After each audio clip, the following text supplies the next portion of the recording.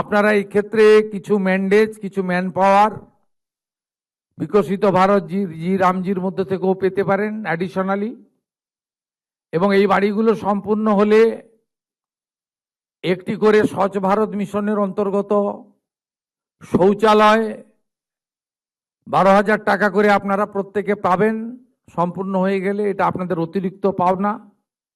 তার সাথে আপনি যদি চান ইলেকট্রিকের বিল আপনার দিতে আপনার অর্থনৈতিক অসুবিধা হচ্ছে, আপনি প্রধানমন্ত্রী সূর্য ঘরেও যুক্ত হয়ে যেতে পারেন।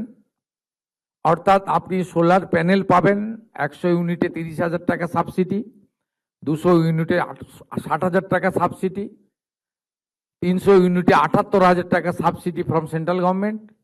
আর যদি SC ST পরিবার হন, পশ্চিমবঙ্গ সরকার নিজস্ব অর্থ থেকে আরো 15,000 টাকা আপনাকে অতিরিক্ত সাহায্য করবে তফসিলি জাতি এবং উপজাতিদের, যাদেরকে আমরা ভগবানের চোখে দেখি। অতিরিক্ত 15,000 টাকা তাদেরকে আমরা দেব। অর্থাৎ প্রধানমন্ত্রী সূর্য ঘরও আপনি লাগাতে পারেন। এই সুযোগগুলো কাজে লাগিয়ে বাড়িগুলোকে সুন্দরভাবে নির্মাণ করুন। আর আমরা মন্ত্রিসভা বসে ঠিক করেছি যে পশ্চিমবঙ্গ নামটার ব্যাপক একটা ঐতিহ্য লুকিয়ে রয়েছে। কারণ বিভীষিকাময় দেশভাগ যেদিন হয়েছিল 1947-এ, সেদিন আমাদেরকে পাকিস্তানে নিয়ে যাওয়ার চক্রান্ত হয়েছিল, পূর্ব পাকিস্তানে। সেদিন ডক্টর শ্যামাপ্রসাদ মুখার্জির নেতৃত্বে পূর্ব পাকিস্তান দ্বিখণ্ডিত হয় পশ্চিমবঙ্গ আইনসভায় 58-21 ভোটে, এবং তার ফলেই পশ্চিমবঙ্গ সৃষ্টি হয়েছে। তাই আমরা যে বিচারধারায় সরকার চালাই, এবং এটা কঠিন বাস্তব, যে পশ্চিমবঙ্গ নাম, আমরা পশ্চিম নামটা কোনোদিন মুছে দিতে পারি না। পশ্চিম নামটা তৈরি করার মধ্য দিয়ে অনেক ইতিহাস লুকিয়ে রয়েছে, যা বর্তমান প্রজন্ম, আগামী প্রজন্ম জানা দরকার। তাই আমরা বাংলার বাড়ির নাম পরিবর্তন করে মন্ত্রিসভা সিদ্ধান্ত নিয়েছি এটি পশ্চিমবঙ্গ আবাস নামে পরিচিত হবে।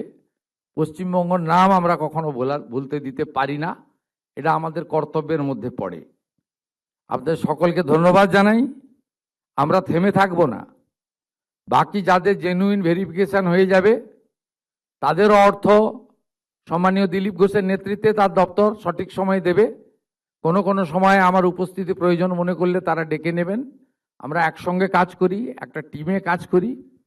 আরও খুশির খবর আপনারা পাবেন। ইতিমধ্যে মাননীয় মন্ত্রী বলেছেন, মাননীয় মুখ্য সচিব বলেছেন যে বিগত সরকার কেন্দ্রীয় সরকারের সঙ্গে শুধু যুদ্ধ করে গেছেন, কেন্দ্রীয় সরকারের সঙ্গে লড়াই করেছেন, বাংলার মানুষ বঞ্চিত হয়েছে। যদিও মাননীয় প্রধানমন্ত্রী নরেন্দ্র মোদীজি রাজনীতির মধ্যে থাকেন না, তিনি উন্নয়নের মধ্যে থাকেন।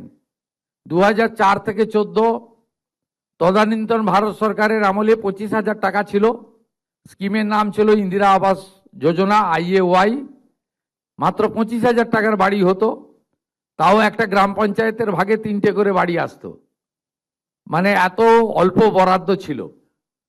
এবং 4 থেকে 14 পশ্চিমবঙ্গ কত টাকা পেয়েছে? 4,664 কোটি টাকা। 2014 সাল থেকে চুরি দুর্নীতি ধরা পড়ার আগে পর্যন্ত 2022 সালের 31 মার্চ পর্যন্ত টাকা পেয়েছে পশ্চিমবঙ্গ সরকার আবাসে। এই অ্যামাউন্ট হলো 30,000 কোটি টাকা। কত বাড়ির জন্য টাকা দিয়েছে ভারত সরকার? 40 লক্ষ ইউনিটের জন্য টাকা দিয়েছে, না আমরা চোখে দেখতে পাই না। বহু জায়গায় আবাসের নামে দুর্নীতি হয়েছে, চুরি হয়েছে, লুট হয়েছে। কিন্তু প্রধানমন্ত্রী 30,000 কোটি টাকা আবাসে দিয়েছেন, যদিও তাকে শুনতে হয়েছে বিগত সরকারের মুখ থেকে যে আমাদের বঞ্চিত করে রাখা হয়েছে, আবাস দেওয়া হয় না, ইত্যাদি ইত্যাদি, 100 দিনের কাজ দেওয়া হয় না। এই তথ্যগুলো আমার সঙ্গে, যেহেতু পশ্চিমবাংলার এই মুহূর্তে 341টি ব্লকের মানুষ যুক্ত রয়েছে, দলমত বর্ণ ধর্ম নির্বিশেষে মানুষ যুক্ত রয়েছে, প্রান্তিক মানুষরা যুক্ত রয়েছে, সব দলের লোকেরা যুক্ত রয়েছে, সব আধিকারিকরা যুক্ত রয়েছে। আপনাদের এসব তথ্য জানা দরকার রয়েছে। তাই আমি এসব সঠিক তথ্য আপনাদেরকে পরিবেশন করলাম। আপনারা শুনলে খুশি হবেন। কেন্দ্রীয় পঞ্চায়েত ও গ্রাম উন্নয়ন মন্ত্রী এসেছিলেন। তিনি আমাদেরকে 1 লক্ষ নতুন বাড়ির অনুমোদন দিয়ে গেছেন। 1 লক্ষ নয়, আমরা যত লক্ষ চাইব ততই পাব। আমাদের সার্ভের শেষ দিন ছিল 20 জুলাই। মাননীয় মন্ত্রী দিলীপ ঘোষ মহোদয় অনুরোধ করার পরে শিবরাজ সিং চৌহানজি এটা বাড়িয়ে 15ই আগস্ট পর্যন্ত টাইম দিয়েছেন। ভেরিফিকেশন লিস্টের কাজ চলছে। এখনো যারা আবাস যোজনায় অন্তর্ভুক্ত হননি নাম তুলুন। আমরা দল দেখব না, সম্প্রদায় দেখব না, ধর্ম দেখব না, আমরা শুধুমাত্র গাইডলাইন দেখব এবং প্রকৃত প্রাপক কিনা দেখব, এবং বিগত দিনে আপনার নামে টাকা উঠেছে সেই টাকা নয়চয় হয়েছে কিনা দেখব। এই কয়েকটা ক্রাইটেরিয়া দেখার পরে উনি কথা দিয়ে গেছেন 20 লাখ, 25 লাখ, 30 লাখ, 40 লাখ যত বাড়ি লাগবে ভারত সরকার আমাদেরকে অর্থ সাহায্য করবে। স্টেট শেয়ারটা দেওয়ার জন্য আমরা প্রস্তুত রয়েছি।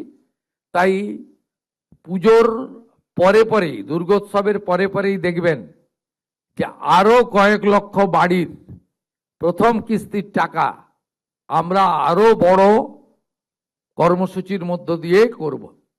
তাই এই অর্থে বাড়ি নির্মাণ করুন। সঙ্গে বিকশিত ভারত জি রামজির 125 দিনের কাজ, অর্থাৎ বছরে ন্যূনতম 34,500 টাকার কর্মদিবস, সেটাকে প্রপারলি ব্যবহার করুন। 12,000 টাকার শৌচালয় লাগান। সঙ্গে প্রধানমন্ত্রী সূর্যঘর যোজনার সুযোগ নিন।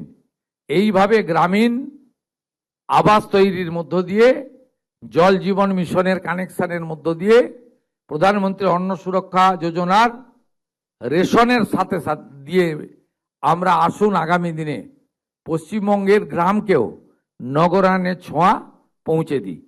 সকলকে ধন্যবাদ জানিয়ে, আপনাদের সকলকে শুভেচ্ছা জানিয়ে, আগামী 15ই আগস্ট স্বাধীনতা দিবস, হর ঘর তেরঙ্গা, প্রত্যেকটা বাড়িতে জাতীয় পতাকা তুলবেন এবং গর্বের স্বাধীনতা দিবস পালন করবেন। সকলকে ধন্যবাদ দিয়ে আমার কথা শেষ করলাম। জয় Hind.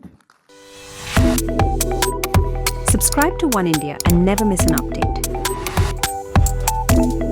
Download the One India app now.